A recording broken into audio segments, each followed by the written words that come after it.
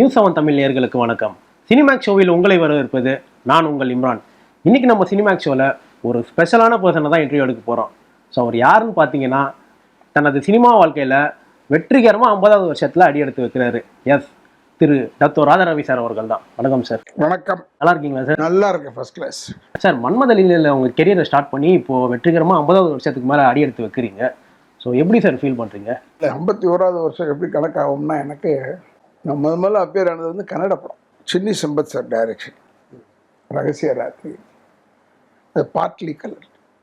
அதை நடிகை பாரதியம்மா இருக்காங்கல்ல, அவங்களுடைய கம்பெனி பிஎன்கே பிக்சர்ஸ். அப்புறம் ரெண்டாவது படம் வந்து அதே டைரக்டர்ஸ், சின்னி மாஸ்டரும் சம்பத்தனும் அவர் எடுத்தார். அது பிளாக் அண்ட் ஒயிட் பிக்சர். அதுக்கப்புறம் அஃப்கோர்ஸ் கமல் சார் கூப்பிட்டு போய் பாருப்பேன் பாலச்சந்தர். போய் பார்த்தேன் பாலச்சந்தர். அப்போ அவர் சொன்னார், நில்லு நடலாம் சொன்னார். நான் சொன்னேன், ஏன்னா பாலச்சந்திரன்ற பிம்பம் யாருன்னு எனக்கு தெரியாது, அவர் எவ்வளோ பெரிய ஆளுன்னு தெரியாது. படம்லாம் பார்த்துருக்கேன் அவருக்கு. அவர் இங்கே நட அங்கே நட. நான் சொன்னேன், சார் நான் ஏமாறதாமா சார், உங்களுக்கு நடிக்கணும்னு நான் நல்லா நடிப்பேன்னு தெரிஞ்சு தான் கூப்பிட்டுருக்கீங்க, சும்மா இதெல்லாம் நடக்கூடாதுங்க. என்கிட்ட வாசு, உங்கள் அண்ணன் வாசு பயப்படுவோம், நீ நட. அவர் பயப்பட்டேன் சார், நான் ஏன் பயப்படணும். நான் இப்போ காலேஜ்லேருந்து போனேன் டைம். ஸோ ஃபஸ்ட்டு வந்து கன்னட படம் தான், 2 படம். கன்னட படம் 2 படம். அது ரகசியான்னு சொல்லிட்டு. ஆமாம் சார், ரகசியம். ஆமாம் சார். அப்புறமா எல்லா ஹனாக்காக, எல்லாமே பணத்துக்காக. அதில் நான் நடித்தேன். ரொம்ப பேருக்கு அது தெரியல. ஏன்னா அவங்களுக்கு பூரா மன்மதலியில் ஏன் தெரியுதுன்னா, இந்த ஊரில் இருக்கிறதுனால. தமிழ் படம் மன்மதலியிலேருந்து தான் நான் ஸ்டார்ட் ஆனேன்னு நினைக்கிறாங்க. தமிழ் படம்ன்றது மன்மதலியிலேருந்து ஆரம்பித்தேன், நான் இல்லைன்னு சொல்ல. மன்மதலிலைக்கு பிறகு ஒரு 8 வருஷம் ரொம்ப ரொம்ப முட்டி அடித்தேன். எம்ஆர் மாமன் ஒன்றும் சினிமாவில் வாங்க சார் இந்தாங்க கப்பு தூக்கி கொடுக்கல. ரொம்ப கஷ்டப்பட்டேன். ஒரு சீனு, அரை சீனு, 2 சீன், 3. நல்ல வேளை கடவுள் ரூபத்தில் டி ராஜேந்திரன் வந்தார். அவர் தான் என்னை கெடுத்தார். நெகட்டிவ் சைடு இல்லை, பாசிட்டிவ் சைடு. நான் அமெரிக்கா போகிறதுக்காக ஓகேவில் எனக்கு ட்ரெஸ்பாஸ் அவென்யூ, அது ஏன் இவ்வளோ பசுமையாக ஞாபகம் இருக்குன்னா, இது பல தடவை சொல்லிக்கிட்டே இருப்பேன் எல்லார்ட்டையும், ஃப்ரெண்ட்ஸுங்கிட்ட இல்லை. ட்ரெஸ்பாஸ் அவென்யூன்னு மிஸ்டர் ராவ் அவருடைய தான். எங்கள் அக்காலாம் அங்கே இருந்ததுனால, பெரிய அக்காலாம் இருந்ததுனால பேப்பர் கட்டிங்க மட்டும் எனக்கு அனுப்பிச்சாங்க. நான் அப்ளை பண்ணது பதிலே வரல. பதில் எப்போ வந்ததுன்னு நான் லா சேர்ந்ததுக்கப்புறமா வந்தது. So it's waste. அது நம்ம அங்கே போகிறது தப்பு, வேணாம் படம் இது முடிப்போம்ப்பான்னு நினச்சேன். But law I finish the year, அவ்வளோதான். அப்போ தான் தண்ணீர் வந்தது. தண்ணீர் வந்து எனக்கு பெரிய பிளாஸ்ட். நான் கேபி சாரால் உருவாக்கப்பட்ட மன்மதலியிலையும் அவர் படம் தான். அதை விட்டால் தண்ணீரும் அவர் படம் தான். பெரிய ரெகக்னிஷன். ஒரு கான்ஸ்டபிள் வருஷம் சரிதா அம்மாவுடைய ஹஸ்பண்டாக நடிப்பேன். சம்பளம் எவ்வளோ தெரியல, பட் அவங்க தான் ஹைலி பெய்டு ஆர்டிஸ்ட். அப்போ எனக்கு வந்து அப்போ வந்து 2500 1500 ஏதோ ஒன்று பேசுகிற ஞாபகம் இல்லை. ராமு தான் வந்து பேசினப்போ அவங்க ப்ரொடக்ஷன் மேனேஜர். யாரோ ஒருத்தர் முன்னாடி கான்ஸ்டபிளாக நடித்தார், அது நல்லா இல்லைன்னு அவங்கள கூப்பிட்றாங்கன்னு. அடுத்த நாள் நைட்டே என்னை அப்படியே கொத்து மூலயமா தூக்கி போட்டு பஸ்ஸில், திருவள்ளூர் பஸ்ஸில் நான் கோயில்பட்டி போய் அங்கேருந்து இவங்களோட போய் ஜாயின் பண்ணதுக்கு பிறகு அவர்கிட்ட சொன்னேன், நான் இந்த ஒரு நாள் தான் சார் கொடுத்துருக்கேன், மீதி ஒரு 3 நாள் ஆகும் நான் போயிட்டு வரத்துக்கு. எதுக்குன்னா என் நாடகம் கொடுத்துருந்தேன். இன்னொரு தம்பி கண்ணோட்டம்னு ஒரு நாடகம், அதில் விகே பத்மினி அவங்களாம் நடிப்பாங்க. உங்களுக்கெல்லாம் விகே பத்மினி தெரியுமா தெரியாது, பிறந்து கூட மாட்டோம். ஆமாம், அவங்க நடிப்பாங்க. Best artist, very good artist அவங்க. அது வந்து தாஜ், மாரிஸு, ஜோசப் மாரிஸு, இவன் என்னோட படித்தவன் சென்ட் பீட்ஸில். இது மாதிரி நண்பர்கள்லாம் சேர்ந்து அந்த கம்பெனி நடத்துகிறாங்க. ஆனந்து, இவங்கெல்லாம் மறக்க முடியல. அப்புறமா வந்து அந்த படம் நடித்தேன். அதில் வந்து தான் நடித்தேன் பிரேக் பண்ணி. தண்ணீர் வந்து எனக்கு பிரேக் ஆகிடுச்சு சினிமாவில். அதுக்கு ஏற்ற மாதிரி உயிர் உள்ள வரை உஷா ரிலீஸ் ஆச்சு, டேக் ஆஃப் ஆகிட்டேன். அதுலேருந்து நான் தான் சிறந்த வில்லன். அப்புறமா அப்போ கூட நட்பு அது மாதிரி படம்லாம் நல்ல கேரக்டர் செஞ்சுருந்தேன் நான். இப்போ இருந்த நடிகர்களோட சகோதரர் விஜயகாந்த் ஆகட்டும், இல்லை வாகை சந்திரசேகர் ஆகட்டும். வாகை சந்திரசேகர் எனக்கு முன்னாடி ஹீரோ ஆகிட்டார். யாரை வேணாலும் எடுத்துங்க, அந்த பீரியட் முன்னாடி ஆளுங்களோடலாம் செஞ்சுருக்கேன் நாங்கள். பட் எனக்கு ஆசை வந்து இந்த பீரியட் ஆளுங்களோட செய்யணுன்னா விஜய் படம். அதுக்கு முன்னாடி 2-3 படம் செஞ்சுருக்கேன் விஜயோட. பட் இந்த படம் சர்க்கார் தான் பேசப்பட்ட படமாக இருக்குது. பேசப்பட்ட படம். அது முன்னாடி ஃப்ரெண்ட்ஸ் அதெல்லாம் பண்ணியிருந்தீங்க? ஆமாம், ஃப்ரெண்ட்ஸ்லாம் பண்ணியிருக்கேன். ஃப்ரெண்ட்ஸும் வந்து பேசப்பட்ட படம் தான். சர்க்கார் செஞ்சேன். விஜய்கிட்ட எனக்கு ரொம்ப ஒரு பிடிச்ச விஷயம், ரொம்ப குவைட்டாக இருப்பாப்புல, சைலண்ட். You won't talk. இந்த கலகலன்னு பேசுகிறது, இப்போ நான்லாம் பூந்தன்னா வெங்கலம் பாத்திர கடைக்குள்ளே யானை போன மாதிரி கொட கொட கொட கொட கொடன்னு சத்தம் வரும். ஆனால் எனக்கு இப்போ 71 வயசு ஆகுது. இந்த வயசில் நான் இருக்கிற சைலன்ஸ் வந்து அந்த வயசுலேயே அவர் அப்படி தான் இருப்பார். என்னை கூப்பிட்டு கேட்டார் ஒரு கேள்வி, சார் ஜனவரி 12 ஷூட்டிங் கேஸ், உங்கள் அப்பாவும் புரட்சித் தலைவருக்கு ஷூட்டிங் கேஸ், அது நியூஸ் தெரிஞ்சவொன்னு உங்கள் வீட்டினுடைய நிலவரம் எப்படி சார் இருந்தது? எனக்கு அப்படி தூக்கி வாரி பிடிச்சிங்க. யாருமே கேட்டது இல்லையே இது மாதிரி இவ்வளோ இன்டெலிஜென்ட்டான ஒரு கேள்வியை. நாங்கள் எப்படி இருந்தோம்னு எங்களுக்கு தெரியும், பட் ஸ்டில் அவர் கேட்குறது சூப்பர் ஸ்டார் அந்த ரேஞ்சுக்கு வராருன்னு. இந்த சூப்பர் ஸ்டாரு இதெல்லாம் வந்து பெக்யூலரியான ஒரு தலைப்பு கிடையாது. சூப்பர் ஸ்டார்னா one man who is very ஃபேமஸ்னா ரஜினி சார் தான். உலகம் பூரா தெரியும். நான் இப்போ தான் என்ன சார் சூப்பர் ஸ்டார் படத்தில் நீங்கள் இல்லை, யாருமே ரஜினிகாந்த் படம் கேட்க மாட்டாங்க. என்ன எனக்கு ஒரு கேனடா இல்லை யூரோப் எங்கள் ட்ராமாக்காக போனேன் நான், அப்போ கூட எல்லாருமே கேட்குறது ரஜினிகாந்த் சார் தான் கேட்பாங்க. அதே மாதிரி முத்துல அவரை அறைவேன். அதில் தேட்டரில் வேறு ஒன்றுமே செய்யலை, அவங்க வேறு சீனே தேவையில்லை. அவன் ராதா ரவி அரைஞ்சாச்சு இல்லை, அதுக்கு ஒரு முடிவை கொண்டான்னு சொல்கிறான். ஏன் அடித்தாப்பிலான்னு கேட்குறான். அப்படி சொன்னார். அது வந்து அதுக்கு தான் ஆர்டிஸ்ட்டை செலக்ட் பண்ணி போடுவாங்க. இதை தான் சொன்னார் அவர் ரஜினி சார் முதல்ல. அப்போல்லாம் கவிதாலயத்திலே நான் அதிகமாக வாங்கின சம்பளமே ரஜினி சார் படம் தாங்க. Nepo kit. விஜய் சாரோட பையனும் சினிமாவுக்கு வந்திருக்காங்க, விஜய் சேதுபதி பையனும் சினிமா வந்திருக்காங்க. ஈஸியாக அப்பா வந்து நடிகர்ன்றனால உள்ள வந்துட்டாங்க. நீங்க வந்த காலகட்டத்தில் அந்த மாதிரி எதனா சொல்லி? எல்லா காலகட்டத்திலையும் அது கஷ்டம். அந்த மாதிரி எதனா கேட்டிருக்காங்க சார்? கம் அக்ராஸ் நெப்போட்டிசம்னு ஐ நாட் கம் அக்ராஸ். சக்ஸஸஸ்ன்னு தெரியும் இங்கிலீஷில் எனக்கு. Who is succeeding S A. Chandrasekhar is Vijay அப்படி சொல்லுவோம். இப்போ வந்து நெப்போங்க ஏன்னா நெப்போன்னு எனக்கு புரியல, பட் புரியாத வரைக்கும் நல்லது தானே. அதுதான் என்னதான் நெப்போவாக இருந்தாலுமே நெப்போட்டிசம் அப்பா மூலியமாக வந்தாலுமே நடிப்பு திறன் இருக்கனால தான் இன்னைக்கு நீங்க விஜய் சார்லாம் இங்கே நிற்கிறீங்க. அது உழைப்பு இல்லைன்னா வர முடியாது. கண்டிப்பாக சார். எனக்கு தெரியும் அஜித் சாரை வந்து நான் ரொம்ப, ஏன்னா என் மச்சான் தான் அவருக்கு அந்த கார்லாம் ரேஸில் எல்லாம் கொஞ்சம் ஓட்டி கொடுத்துருக்காரு. எப்படி காமிச்சிருக்காரா தெரிய வச்சிருக்காருன்னு தெரியாது. Is also very interested in car race எல்லாம். பைக் ரேஸ், பைக் ரொம்ப பிரமாதமாக ஓட்டுவாப்பில் அஜித். அவருக்கு ஒரு இன்ட்ரெஸ்ட்டு. பட் பாருங்கள், அவருக்கே பாருங்கள் அந்த டைம் வரும்போது தான் ஒர்க் அவுட். அவரும் பெரிய நடிகர் ஆகிட்டார், ரொம்ப பெரிய நடிகர் ஆகிட்டார். ஆமாம் ஆகிட்டார். அதனால் இதை வந்து எனக்கு விஜயை தெரியும், விஜய் கை குழந்தையிலேருந்து தெரியும், கருவிலேருந்து தெரியும் எனக்கு அப்படி சொல்ல போனால். ஆனால் அந்த பிள்ளை வந்து இப்போ இவ்வளோ பெரிய ஹீரோ ஆகிட்டார், அவருக்கு இவ்வளோ சேல்ஸ் இருக்கும்போது ஃபேன்ஸ் இருக்கிறாங்கன்னு எனக்கே ஷாக்காக இருக்குது. அவரே எதிர்பார்க்க மாட்டார். அவர் செய்கிறது பூரா நம்ம கமெண்ட் பண்ணிக்கிட்டே இருக்கக்கூடாது. அவருக்கு என்ன உள்ள பிரச்சனைன்றது அவருக்கு தான் தெரியும். ஏதோ ஒன்று ஈ கேன் திங்க் நம்ம அப்பா சொல்லி வந்த மாதிரி இருக்கக்கூடாதுன்னு, அதுக்காக அவங்க அப்பா வராதிங்கன்னு சொல்லலாம் ஸ்பாட்டுக்கு. பட் அவர் தான் முதல்ல ரூட் காஸ்.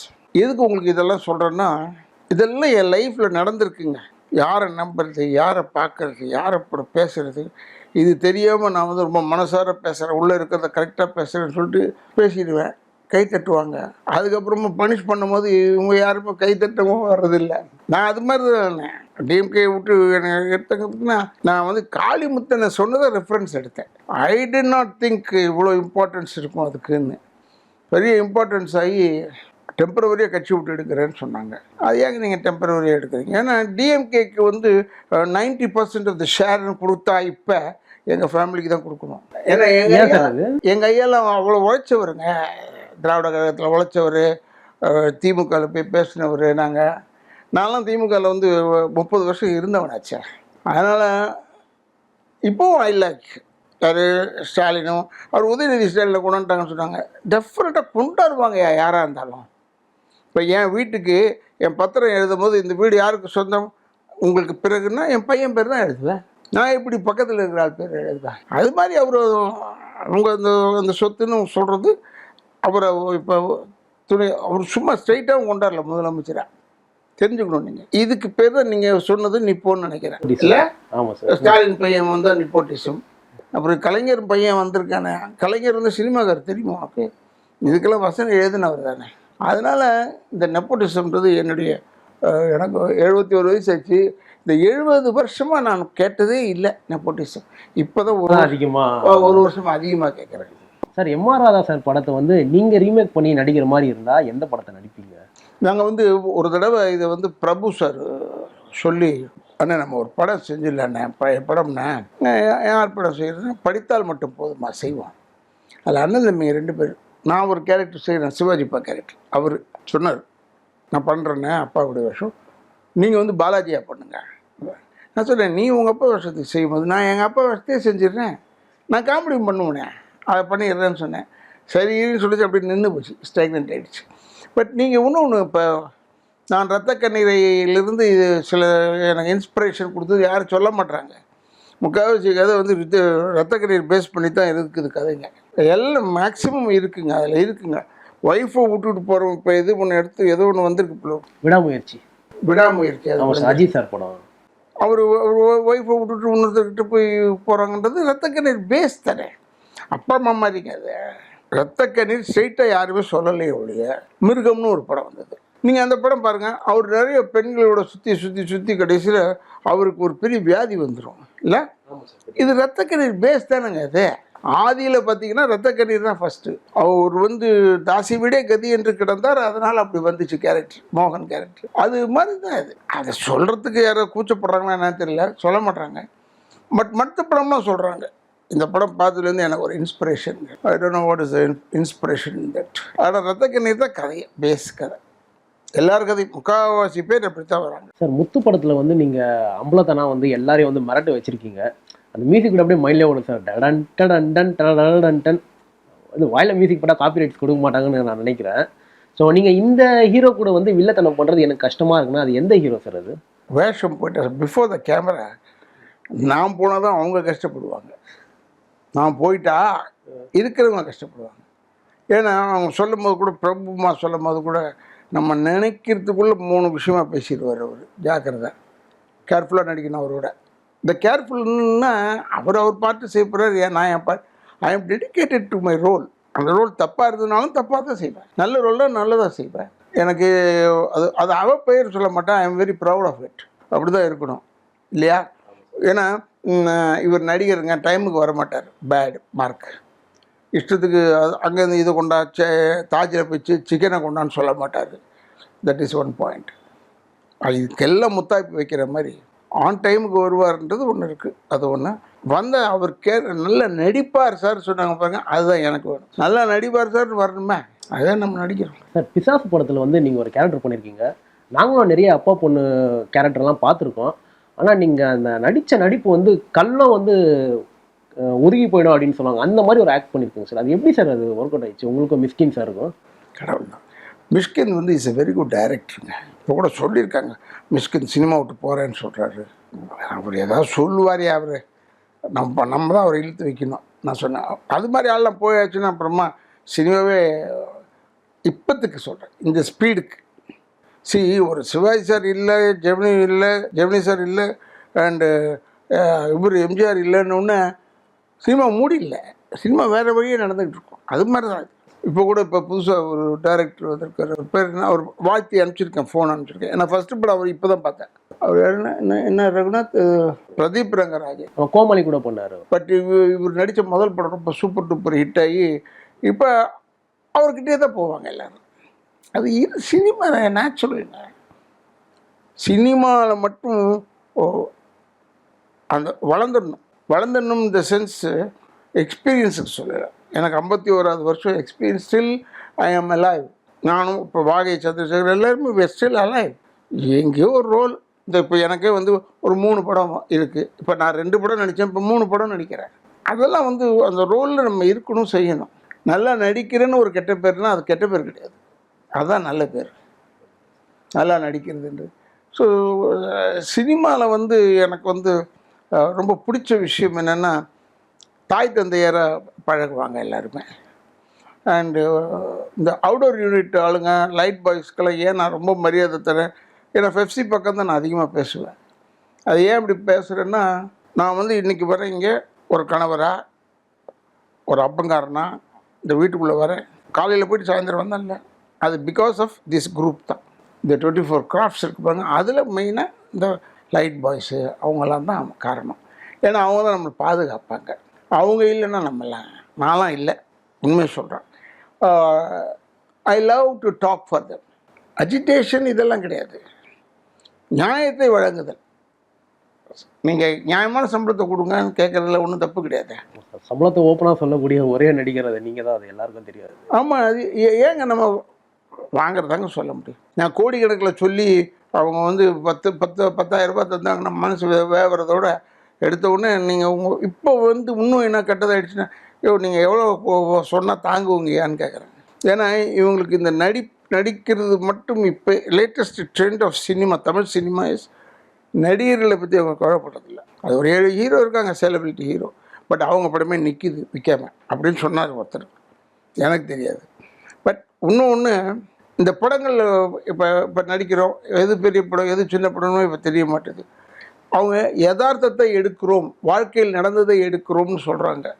நான் எல்லார்கிட்டையும் ஒன்று சொல்கிறேன், வாழ்க்கையில் நடந்ததை எடுக்கவே முடியாது. வாழ்க்கையில் வந்து கோபமாக இருந்தால் சினிமாவில் ஃபீலிங்ஸ் கொடுத்து தான் ஆகணும். வாழ்க்கையில் அப்படி கிடையாது. சைலண்ட்டாக பார்த்துட்டு அப்படியே போயிடுவோம். அப்படி செஞ்சோம்னா நடிக்க தெரியலன்னு சொல்லுவாங்க.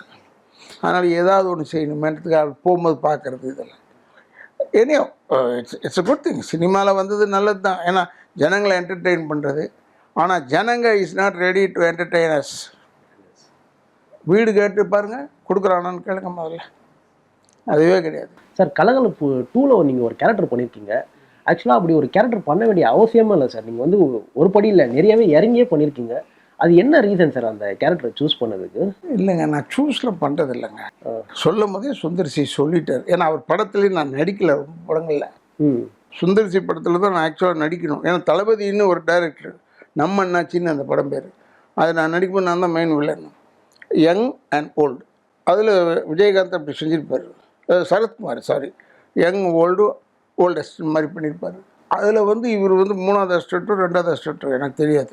சுந்தர்சி அந்த இதுலேருந்து பழக்கம் இருக்குது. இன்னொன்று, எனக்கு ஐ ஆல்வேஸ் அட்மயர் குஷ்பு. பிறந்த நாள்லாம் ஒரு வார்த்தை சொல்லிடுவேன் எல்லாம். அந்த மாதிரி அஃப்கோர்ஸ் அவங்க இப்போ என்ன சார் அவங்க அப்படி பேசுகிறாங்க, இப்போ அதெல்லாம் அவங்கள போய் கேள்வி. என்ன கேட்டேன்னா என் எதிர்க்கு அப்படி பேசுறது கிடையாது. ரொம்ப நல்ல nice rapport I have with குஷ்புலாம்.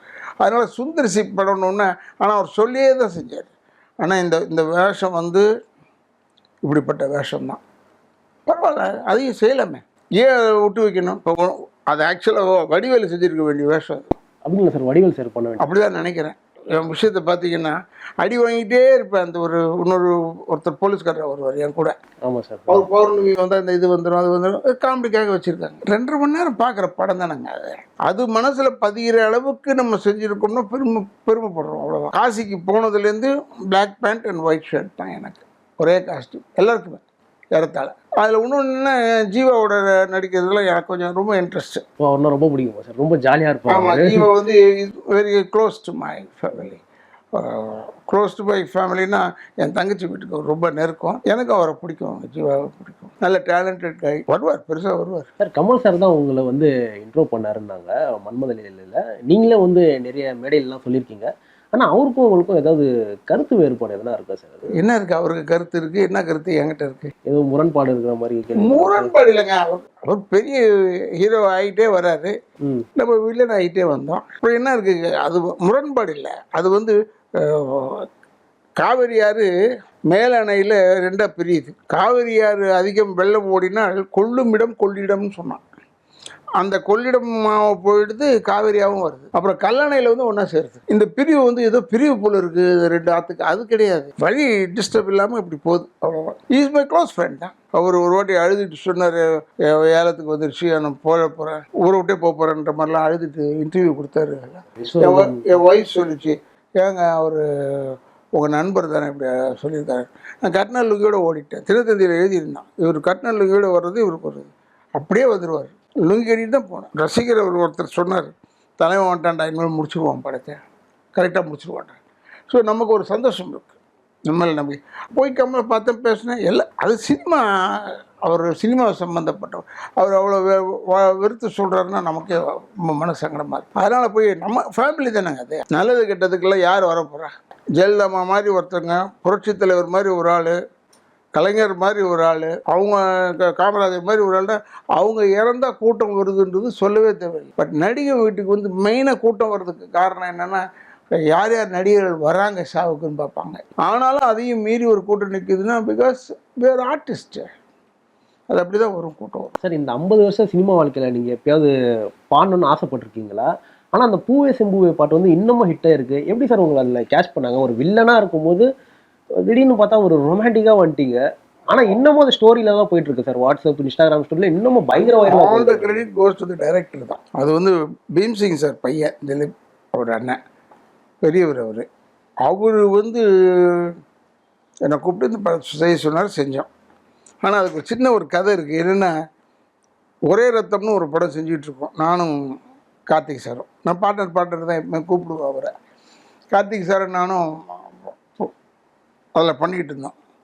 அப்போ பாட்டர் என் ரூமுக்கு வாங்க, இந்த பாட்டை கேளுங்கன்னு ஒரு 5 பாட்டு 6 பாட்டை போட்டார்.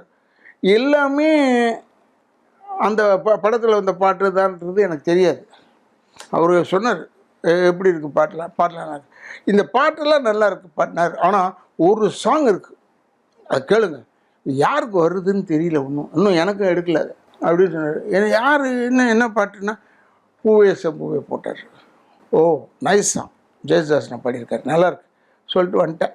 கொஞ்ச நாள் கழித்து ஒரு மாதம் சில மாதங்கள் கழித்து என்னை கூப்பிட்டாரு, அண்ணன் கூப்பிட்டாரு, வாங்க ரவி, இந்த படத்தில் ஒரு கேரக்டருக்கு 2 ஹீரோ, அது ஒரு ஹீரோ நீங்கள் அப்படின்னு சொல்லி போனால் சத்யா ஸ்டுடியோ போனால் இந்த பாட்டை கொடுத்தாங்க. ஐயோ இந்த பாட்டை பற்றி நான் கார்த்திக்கிட்ட பேசிக்கிட்டு இருந்தேன்னு சொல்லிட்டு அப்போ தான் அடுத்த நாள் கார்த்திகே வந்துட்டார். அண்ட் அப்புறமா ஆர்ஆர் சபாவில் கொஞ்சம் எடுத்தோம். அவர் கார்த்திக் சொன்னார், ஞாபகம் இருந்தது. கார்த்திகே வந்து பார்த்தார். என்னென்ன நான் மேக்கப் என்ன செஞ்சுட்டேன்னா சேஞ்ச் பண்ணிட்டேன், விக் அண்ட் மேக்கப் சேஞ்ச் பண்ணேன். ஒரு ஹீரோ மாதிரி ரொம்ப குவைட்டான கேரக்டர்னு சொல்லிட்டார். பூ மாதிரியே மாறிட்டீங்க அந்த அவர் சொன்னார் பாருங்க. அதனால் அதை அப்படியே மாற்றி பண்ணேன். முரட்டுத்தனம் ஒரு இடத்துல காட்ட மாட்டேன். அதுதான் சார் எங்களுக்கே ஒரு ஆச்சரியமா இருக்குது. எப்படி அது ராதாரவி சார் இப்படி பண்ணிட்டு இருந்த கேரக்டர்ல திடீர்னு பார்த்தா அந்த மாதிரி பூவா வந்து நிற்கிறாரு. அது all the credit goes to the director தான். அவ்வளோதான். நம்ம என்ன செய்ய போகிறோம்? ஸ்டார்ட் கேமரானா ஆக்ஷன், ஆக்ட் பண்ணுறது என்ன அவர் சொல்லணும் முதல்ல எனக்கு. சார் விஜயகாந்த் சாருக்கும் உங்களுக்கும் உண்டான ஃப்ரெண்ட்ஷிப் பாண்டிங் எப்படி? அவரோட வெற்றிடம் வந்து உங்களை எவ்வளோ பாதிச்சிருக்கு? ஏங்க யாருமே வெற்றிடம்ன்றதே கிடையாதுங்க. நடிகர் திலகம் இறந்துட்டாருங்க, புரட்சி தலைவர் இறந்துட்டார், இவங்க ஜெமினி மாமா இறந்துட்டார். வெற்றிடம் கிடையாதுங்க. சரி, அதை ஃபில்அப் பண்ணுறதுக்கு இன்னொருத்தவங்க ரெடியாக இருப்பாங்க. இப்போ இந்த பையன் படம் ஓடுது, என்ன சொன்னீங்க, டிராகன் பிரதீப் ரங்கநாதன். இப்படி ஒரு பையன் இந்த டைமுக்கு வருவான்னு யாருக்கா தெரியுமா? எனக்கு சொன்னாங்க ப்ரெஸ்ஸுக்காரங்க, இந்த பிரதீப் ரங்கராஜன் ஒரு கிளாப்ஸ் பார்க்கணுமே எங்கள் தேட்டர்னாலும் போன படத்துக்கு கேசட் ரிலீஸுக்கு. அப்போ தான் நான் உள்ளே நுழையிறேன். பட் அந்த படம் பார்த்தேன், யதார்த்தத்தை எடுத்திருக்காரு. அதனால தான் அவருக்கு ஃபோனை போட்டு வாழ்த்து சொன்னேன், நல்லா வரீங்க தம்பின்னு. பார்த்தா டிராகன் எடுத்துப்போம். எனக்கு நெக்ஸ்ட் பிக்சர் டிராகன் சொல்கிறேன், இவர் சொல்கிறார் 3வது படம் ஒன்றும் இல்லை. அது தெரியல பாருங்கள், எனக்கு தெரியாது, எனக்கு இந்த படம் தான் தெரியும். அதனால் சினிமாவில் வந்து எப்பயுமே நீங்கள் ரொம்ப நாள் இருப்பீங்க, சாவர வரைக்கும் சினிமாவில் தான் இருப்பாங்க. அதெல்லாம் ஒரு சில கேரக்டர்ஸ். அந்த வில்லன் கேரக்டர், அந்த இதில் கேரக்டர்லேயே பார்த்தீங்கன்னா, இப்போ நானும் அந்த லிஸ்ட்டில் இருக்கிறேன்னு சந்தோஷமாக இருக்குது. இன்னும் வி ஆர் அலைவ். நானும் சந்திரசேகர் எப்போ பார்த்து பேசுனாலும் சொல்லிக்கு வாயேறும். Still we are alive. வருஷத்துக்கு 2 படம் பண்ணுறோம்ல, அலைவ். இன்றைக்கி தினத்தந்தி ஓப்பன் பண்ணிங்கன்னா என் படம் ஃபோட்டோ போட்டு ரிலீஸ் போட்டிருக்காங்க.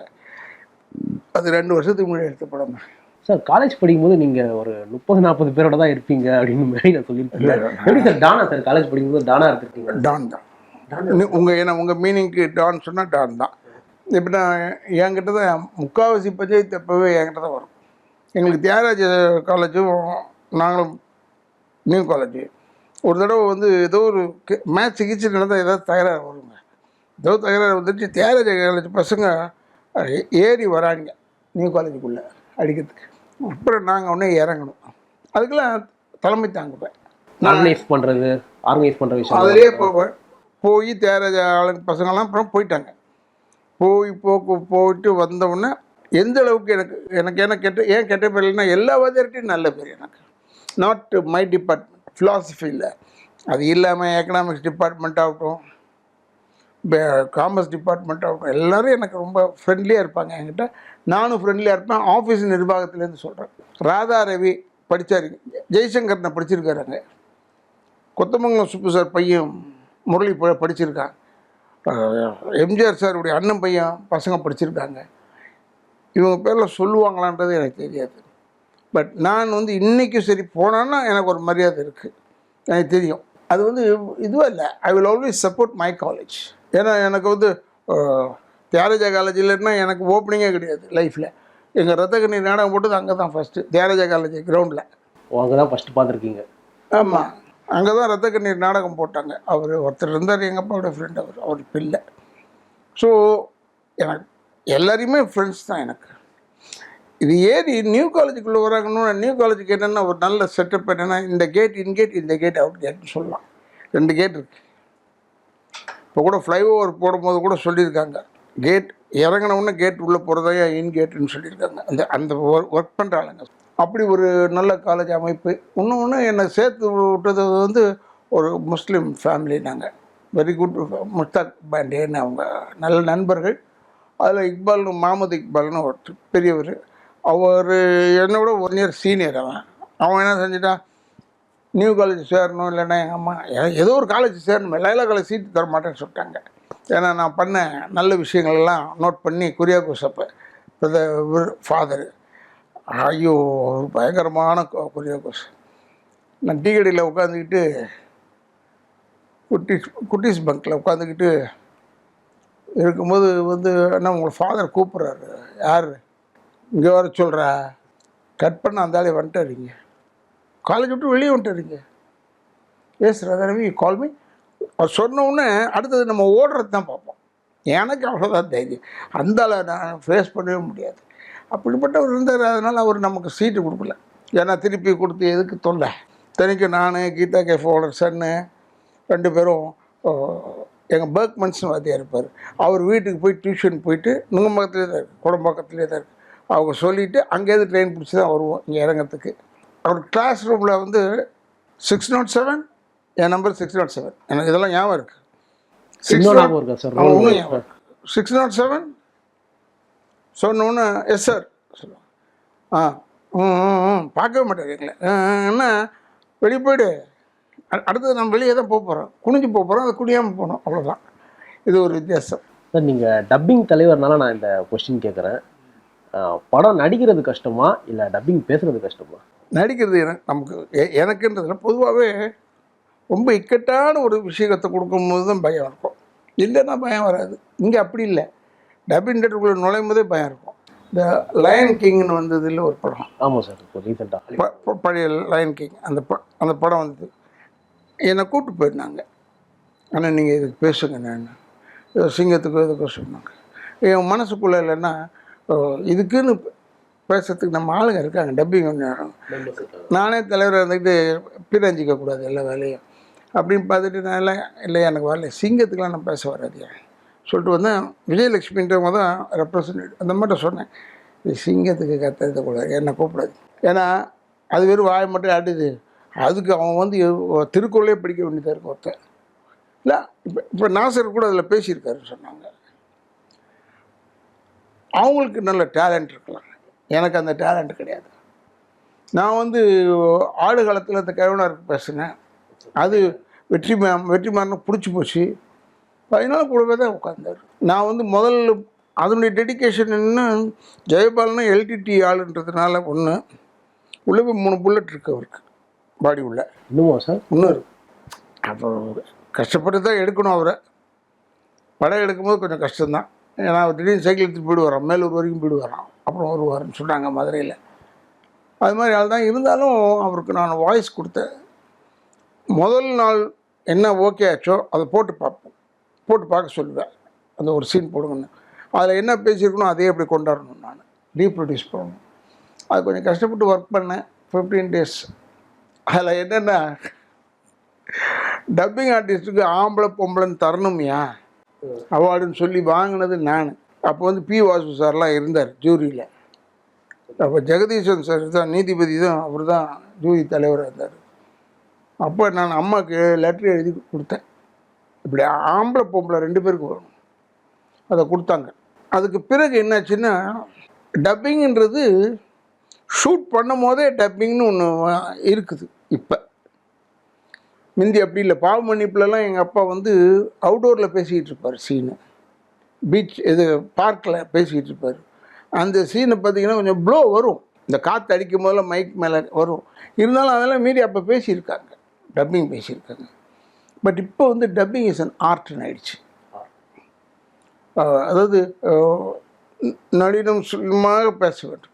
அதில் வந்து நடித்த ஆர்டிஸ்ட்டுக்கு நல்ல பேரும் கிடைக்கலாம், கெட்ட பேரும் கிடைக்கலாம். அது ஒரு பெரிய, அது வந்து it comes to dubbing artist தான். இப்போ நல்லா ஆக்ட் பண்ணா கூட டப்பிங் தப்பா பண்ணிட்டா அந்த முடிஞ்சுது சார். அதே மாதிரி டப்பிங் மெம்பர்ஸ்க்கு ஏதாவது ப்ராப்ளம்னா முன்னால போயிட்டு நீங்களே போயிட்டு டைரக்டா போயிட்டு இறங்கி இல்லைங்க, நான் சொல்றது தப்பா எடுத்துக்காதீங்க.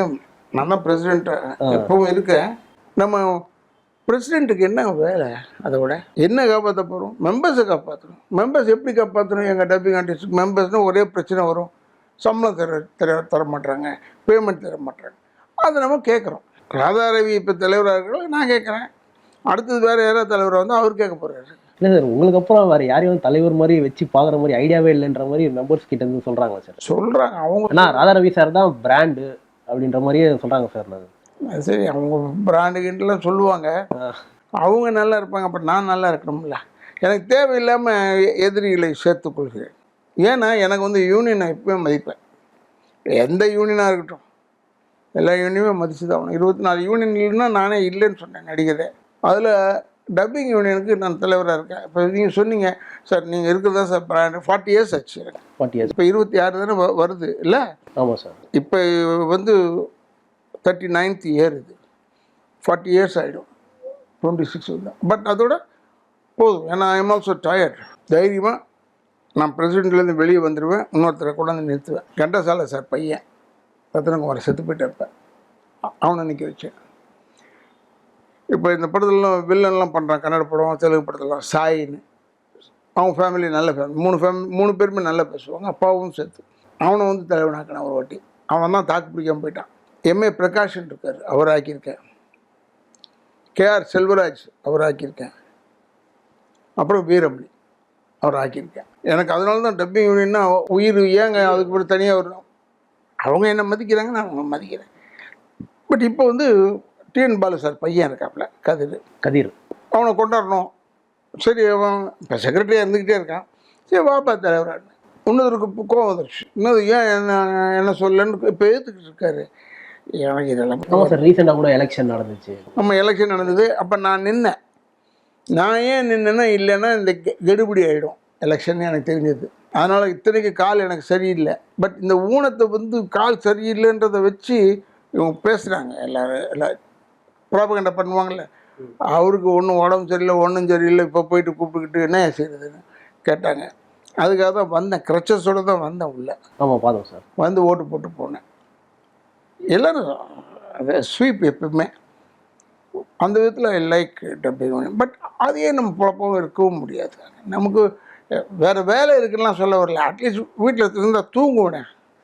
அந்த தூங்குகிற டைமில் தான் இல்லை ரிலாக்ஸ் பண்ணுறதுக்கு, அவ்வளோதான். வேறு ஒன்றும் இல்லை. ஏன்னா I stop drinking, I stop smoking, no extra curricular ஆக்டிவிட்டீஸே கிடையாது எனக்கு. டப்பிங் யூனியனுக்கு ஒரு ஆளை செட் பண்ணுற வரைக்கும் இருந்து வெளியே வர்றது மரியாதை. வேற ஒரு ராதாரவியை செட் பண்ணிட்டு, அதாவது ராதாரவி உண்டான மூலையை செட் பண்ணி கொடுத்துட்டு நீங்கள் வெளியில் வந்துடுவீங்க? இல்லை சார், அப்படிலாம் இல்லைங்க. யாரும் அவங்கவுங்க ஒரு டைப்பில் முடிவு எடுப்பாங்க. ஓகே, அவங்களுக்கு ஒரு ஸ்டைலு, அவங்கவுங்களுக்கு ஒரு ஸ்டைல் இருக்கும். அதை நம்ம ஏற்றுக்கணும். Okay sir. கொண்டாட்டமில் 2 வருஷம் பேசக்கூடாது. இப்போ 3 வருஷமாக போகுது. எலெக்ஷன் ஆகிடுச்சு 26ல். செல்வமணி சார் சொன்னார், ஆனால் இனிமேல் 3 வருஷம்னா 26லேருந்து இனிமேல் 29 போடுறது. சரி ரைட், எனக்கு எப்படி இருந்தால் எனக்கு என்ன சார். நீங்கள் நிறைய பெரிய படங்களும் பண்ணுறீங்க, அதே சேம் டைம் பார்த்தீங்கன்னா லோ பட்ஜெட் படத்துலையும் நிறைய வந்து உங்களை பார்க்குறோங்க சார். அது என்ன சார் ரீசன்? லோ பட்ஜெட் படத்துக்கு நிறைய சப்போர்ட் பண்ணுறீங்களா? அது அப்படி இல்லைங்க, எனக்கு வியாதின்னு சொல்லலாம். எப்படின்னா சின்ன படம் எடுக்கிறாங்கல்ல, சம்பளம் சின்னதாக தான் பேசுவாங்க, தலையாட்டிக்குவேன். அவ்வளோ பணத்தை அள்ளி கொண்டு வந்து நான் வீட்டில் இனிமேல் வீடு கட்ட போகிறதில்ல. வீடெல்லாம் கட்டியாச்சு, முடிஞ்சிச்சு. வீடெல்லாம் இருக்குது, எங்கள் ஐயா வேறு கட்டியிருக்காரு, நான் வேறு இதெல்லாம் கட்டியிருக்கேன். I am happy with my family. Sir Radharavi sir வந்து யாருக்கும் பயவிட மாட்டார் அப்படின்னு சொல்லிட்டு எல்லாருக்கும் தெரியும். ஸோ இந்த பர்சனை பார்த்தா ராதாரவி சார் வந்து சாந்தம் ஆகிடுவார்னா அது யார் சார்? அது எங்கள் டீச்சர் வந்து விட்ரோஸ். அவங்கள பார்த்தா ஸ்ட்ரிக்டாக இருக்கிற மாதிரி இருக்கும், ஆனால் அன்பாக இருப்பாங்க. அவங்க சொல்கிறது என்னென்னா, நம்ம பாடத்தை படிக்கிறது தானே வரீங்க, இங்கே முடிச்சிருங்க அப்புறம் பேசுவாங்க. அதே மாதிரி எங்கள் அருள்சாமி சார் மறக்கவே மாட்டேன், அவர் லைஃப் லாங் மறக்க மாட்டேன். அதே மாதிரி பிரதர் இத்ரா, இப்போ ஆஃப்கோர்ஸ் ஃபாதர் ஆகிட்டார் அவர். அவர் அவர் தான் 4ஆவதில் எனக்கு வந்து 5ஆவதில் கிளாஸ் டீச்சர் அவர். அதுமாரி தமிழ் டீச்சர் இருக்காங்க பி ஃப்ளாரன்ஸ்னு, அவங்க இறந்துட்டாங்க இப்போ எனக்கு கேள்விப்பட்டேன். அவங்களாகட்டும், அப்புறம் ஹிந்தி டீச்சர் ஆகட்டும், எல்லாரையுமே நல்ல ஃப்ரெண்ட்லியாக நான் இருக்கிறதுனால இவர்கிட்ட தான் அதிகமாக இருப்பீங்களா அவர்கிட்ட தான் அதிகமாக இருப்பீங்களான்றது கிடையாது. பட் எனக்கு பிடித்தவர்கள் இவங்க தான். எனக்கு வந்து நான் இருக்கிற பீரியட்லேயே நிறைய பேர் மாறி இருக்காங்க. பாதிரியாரெலாம் டிபார்ட்மெண்ட் ஹெட்டாக இருப்பாங்க, இல்லைன்னா அந்த ஃபேக்கல்ட்டிக்கு ஹெட்டாக இருப்பாங்க. அவங்களெல்லாம் கூட இப்போ அதில் எனக்கு பிடிச்சவள் வந்து ஃபாதர் அஸ்தாலி தான் இன்றைக்கி டேட் வரைக்கும். தோ ஆட்டோ ஹாரிஸ்னு ஒருத்தர் இருந்தார், அவர் எனக்கு நெருக்கமே இருக்கிறாரு, ஹலோன்னு சொல்லியிருப்பேன். பட் ஃபாதர் அஸ்தாலியை நான் ரொம்ப விரும்புவேன். ஏன்னா இஸ் யூரோப்பியன். ஃபுட்பால் எங்களோட ஆடுவார், எங்களோட சேர்ந்துட்டு ஆடுவார் மதியானம் ஃபுட்பால். இந்த ரத்தக்கனி அதான் 9ஆவது அப்படின்னா இந்த நாடகம் ரிகல்சல் பார்த்துட்ருக்கேன். ஜூலி சீசர் தமிழாக்கம் பண்ணி அருள்சாமி சார் தான் டைரக்ட் பண்ணார். அது பண்ணிகிட்டு இருக்கும்போது ரஸ்தாலி வந்து பார்த்தார். சேர் அழுக்காக இருக்கே, தர அழுக்காக இருக்கேன்லாம் பார்க்க மாட்டார் அவர். இத்தனைக்கும் இஸ் யூரோப்பியன். சீசர் எப்படி சாகணும்னு கொடுத்துடணும்னு இப்படி வந்து இப்படி விழுவணும்டான்னு அந்த ஸ்டேஜில் விழுந்துருவார், அழுக்காயிடும் சார். கவலைப்பட மாட்டார் அவர் இது அழுக்காகிறத பற்றி. அது மாதிரி ஒவ்வொருத்தங்க இருக்காங்க. எனக்கு ரொம்ப பிடித்தவர்கள் எல்லாருமே இருக்காங்க. இப்போ நீங்கள் எங்கள் இளங்கோவன் சார் இருக்கார், தமிழ் வாத்தியார், நியூ காலேஜ் படிக்கும்போது அவர் ரொம்ப எனக்கு நெருக்கம். அவர் நெருக்கம். அவர் பேசும்போது சொன்னார், இப்படி எம்ஜிஆர் ஷூட்டிங் கேஸ் அதை பற்றி தெரியுமா உனக்கு, உங்களுக்கெல்லாம் தெரியுமான்னு கேட்டார். அப்போ தான் நான் அந்த ராதாரவி சார் எம்ஆர் பையங்க வேறுன்னு சொன்னாங்க. அப்போ தான் அவருக்கு தெரியும். நல்ல எல்லாரோடையும் நல்ல ரேப்போவில் இருந்திருப்பேன். ஏன்னா நான் லா காலேஜ் வரும்போது லூர்தசாமின்னு எக்கனாமிக்ஸ் வாத்தியார் இருந்தார், அவரோட இருப்போம் நெருக்கமா, அவரோட கொஞ்சம் கேர்ஃபுல்லாக. பட் எனக்கு நியூ காலேஜில் எல்லாருமே எங்கள் ஈவன் மோதின் சாப் இருக்கார், எங்கள் பிரின்சிபல், அவர் இருந்தார். அப்புறம் தான் தாவூத் கான் வந்தார். முதல்ல மோதின் சாப் இருக்கும்போது ட்ரெயினில் போகிறோம், நானே எங்கள் அம்மா எல்லாம் திருச்சிக்கு போகிறோம். திருச்சியில் போய் ஸ்டேஷனில் இறங்கும் போது மோதின் சாப்பை பார்த்துட்டேன், எங்கள் பிரின்சிபல். அவர்கிட்ட போய் எங்கள் அம்மாவை பிரின்சிபல். அப்போ அவர் சொன்னார், உங்கள் மகன் மாதிரி ஒரு பெஸ்ட் பையனை நான் பார்த்ததே இல்லை, நான் ரொம்ப பெருமையாக இருக்குன்னு சொன்னார். அப்பாடா நாச்சு. ஏன்னா அவர் தான் என்னை பனிஷ் பண்ணது, அவர் தான் எல்லாம் செஞ்சது என்கிட்ட. அதுக்காக பயந்துட்டேன். இது மாதிரி ஏதாவது போட்டு கொடுத்துருவார், போட்டு கொடுக்குறதா நம்ம நினைப்போம். அவர் வந்து அழகாக சொன்னார், அவர் பெண்டிக்ட். அது மறக்கவே மாட்டேன். எங்கள் அம்மா வந்து ரொம்ப புழங்காகி தான் அடைச்சிட்டாங்கல்ல, பிள்ளைய சேர்த்ததுக்கு அட்லீஸ்ட் நல்ல பேராது கிடச்சிது என்ன டிகிரியில் நியூ காலேஜில். அதெல்லாம் வாத்தியாருங்க உங்களுக்கு யாரை பிடிக்கும்னா எனக்கு சொல்ல தெரியல. ஏன்னா அபுபக்கர் எங்கள் வாத்தியார், டல்வி E K from English department to sociology department வந்து எங்கள் டிபார்ட்மெண்ட்டுக்கு வந்தார். காசிம் சார் வந்து ஹெட் ஆஃப் த டிபார்ட்மெண்ட் வந்து அமெரிக்காவில் படித்தவர், மிஷிகானில் படித்தவர். ஒரு ஸ்டைல், அவரோட பேச்சு போக்கு எல்லாமே அப்படி தான் இருக்கும். அவர் தான் ஹெட் ஆஃப் த டிபார்ட்மெண்ட். அவருக்கு வேண்டிய மரியாதை. ஷம்சுத்தீன் இருந்தார், அவரும் அப்படி தான். அவர் இத்தனைக்கு வேறு டிபார்ட்மெண்ட், எக்கனாமிக்ஸ் டிபார்ட்மெண்ட். அவர்கிட்ட நாங்கள் நெருக்கமாக இருப்போம். என்னை ஒரு வாட்டி மோதின் சார் கேட்டார், அப்போ நியூ காலேஜ் படிக்கும்போது. நான் கேன்டீன்லேயே உட்காந்துப்பேன் ரவுண்டாக. நான் எம்ஆர் சுப்பிரமணியன் ஒரு நண்பர் இருந்தார், அவர் டிவி சங்கர்னா அந்த அவங்க வந்து ரத்னம்மா வந்து பாட்டு பாடினவங்க, ரத்தக்கண்ணீருக்கெலாம் ப்ளேபேக் சிங்கர், அவங்க பையன் டிவி சங்கர். எல்லோரும் ஒரு டீம் உட்காந்துருப்போம், கல்யாணராமன் எல்லோரும் உட்காந்துட்டு இருக்கும்போது திடீர்னு பிரின்சிபல் வந்துட்டார் மோதின் சார். ஐயோ எல்லோரும் என்ன மோதின் வந்துட்டாருன்னு பார்த்தாங்க. அப்போ ராதாரவி, நம்ம ஒன்று செய்யலாமா, அந்த கிளாஸ் ரூம் இங்கே வந்து மாற்றிட்டா என்ன பார்த்து கேட்டார். அவர் சொல்லவுன்னே நான் இல்லை சார், அப்போ ஒன்றும் செய்யலாம் சார், கிளாஸ் ரூம் இங்கே கொண்டாந்துருங்க, கேன்டீனை மேலே எடுத்துகிட்டு போய்டுறோம் அப்படின்னு சொன்னேன். சிரிக்கிறார் அவர், என்னையா இவன் இப்படி இருக்கான் என்ன. அவர் தாவூத் கான் ஒரு வைஸ் பிரின்சிபல், அவர் வெரி ஜாலி குட் மேன். எல்லாருமே எனக்கு நியூ காலேஜ் பொறுத்தளவில் இவன் ஹுசைன்லேருந்து சொல்கிறேன், அவங்க மெயின் கிளர்க் அவர் தான். அவர் மோதின் சாப் எல்லாரையும் எனக்கு தெரியும், எல்லோருடையும் பழகுவேன் நான் எப்போவுமே. ஈவன் இப்போ லா காலேஜ் வந்தோம்னா கூட தனபால் சார் இருந்தார், அவர் வந்து காலேஜே கட்டிட்டார் சேலத்தாண்ட. லா காலேஜ். அவர் காலேஜில் தான் எங்கள் அக்கா என் தங்கச்சி பொண்ணும் அவங்க வீட்டுக்காரர் 2 பேரும் ஒன்றா படித்தாங்க, விரும்பினாங்க, கல்யாணம் ஆச்சு. அது மாதிரி எனக்கு எல்லாருமே இவங்கள தான் பிடிக்கும், அதிகமாக இவங்கள தான் பிடிக்கும்னா ஒவ்வொரு செக்ஷன் இருக்குது அதுக்கு. இப்போ இருக்கிற யங்ஸ்டருக்கு நீங்கள் வந்து உங்கள் அனுபவத்தில் மோட்டிவேஷனாக ஒரு அட்வைஸ் பண்ணால் என்ன சார் பண்ணுவீங்க? எதுக்குங்க அட்வைஸ் பண்ணணுன்றது ஒன்று ஃபஸ்ட்டு பாயிண்ட். எனக்கு அட்வைஸ் பண்ணுற அளவுக்கு இல்லையே, ரொம்ப தேஞ்சு போயில்ல, எல்லோரும் நல்லா பண்ணுறாங்க. அப்புறம் ஏங்க 2 படம் ரிலீஸ் ஆகுது, ஓடுது 2 படம். இப்போ 2 படம் தான் ரிலீஸ் ஆச்சு. ஒன்று ட்ராகனு, ஒன்று வந்து லவ் டுடே. எல்லாருமே நல்லா தானே இருக்காங்க. இப்போ எதுக்கு போயிட்டு இவங்ககிட்ட போயிட்டு அட்வைஸ் பண்ணிட்டு நம்ம அட்வைஸு வேஸ்ட் ஆகி, நம்ம திங்கிங் ப்ராசஸ் இதுக்கு சொல்லி வேஸ்ட் ஆகி, அவங்கவுங்க டியூ ரெஸ்பெக்ட்ஸ் கொடுங்க, அவ்வளோதான். நம்ம சினிமாவில் இருக்கிறதுனால சொல்கிறேன். இன்றைக்கு வரைக்கும் நான் டைரக்டர் அண்டு எங்கள் ப்ரொடியூசர்ஸை நான் எப்போயுமே கும்பிடுவேன். தேர் ஆல்வேஸ் ஒரு என்ட்ரி பண்ணுறதுக்கு அவங்களுக்கு கேட்க வேணாம். என் வீட்டில் டைரக்டரும் இவங்களுக்கு கொடுத்தா மதிக்கக்கூடியவர்கள் அவங்க தான். ப்ரொடியூசர் பணம் கொடுக்குறவர், டைரக்டர் என்னை ஃபிக்ஸ் பண்ணுறவர், அவங்களுக்கு நன்றியாக இருக்கும். யங்ஸ்டர்ஸ்க்கு போயிட்டு நம்ம அட்வைஸ் சொல்கிற அளவுக்கு இன்னும் பெரிய ஆள் இல்லைங்க. நான் அந்த அளவுக்குலாம் பெரிய ஆள் இல்லை. நல்லா இருக்காங்க இப்போ youngsters, they are doing well. பார்த்து அப்ரிஷியேட் பண்ணுற அளவுக்கு தே ஆர் டூயிங். படிக்கிறது பாருங்கள், என் பேர பசங்க பிரமாதமாக படிக்கிறாங்க. இதே டிகிரியில் நான்லாம் எப்போ படித்தேன்னே எனக்கு தெரியல. பசங்க படிக்கிறாங்க இப்போ நல்லா. என் பேத்தி வந்து ஊட்டியில் படிக்கிறா, அந்த ஸ்கூலில் பிரமாதமாக படிக்கிறா. அவளுக்கு போய் நம்ம என்ன அட்வைஸ் பண்ண வாங்கிக்குவாங்களா, கேட்டுக்குவாங்களா? முதல்ல அதுக்கே டைம் இருக்காது அவங்களுக்கு. அதனால் ரைட், நல்லது வரும்போது, தப்பாக நடக்கும்போது மட்டும் நம்ம அட்வைஸ் பண்ண போதும். தேங்க்யூ சார், உங்கள் டைம் இவ்வளோ நேரம் ஸ்பெண்ட் பண்ணி ஆன்சர் பண்ணதுக்கு. நேர்களே, மற்றொரு சினிமேக்ஸ் நிகழ்ச்சியில் நான் உங்களை சந்திக்கிறேன். அது வரைக்கும் உங்களிடமிருந்து விடைபெறுவது நான் உங்கள் இம்ரான்.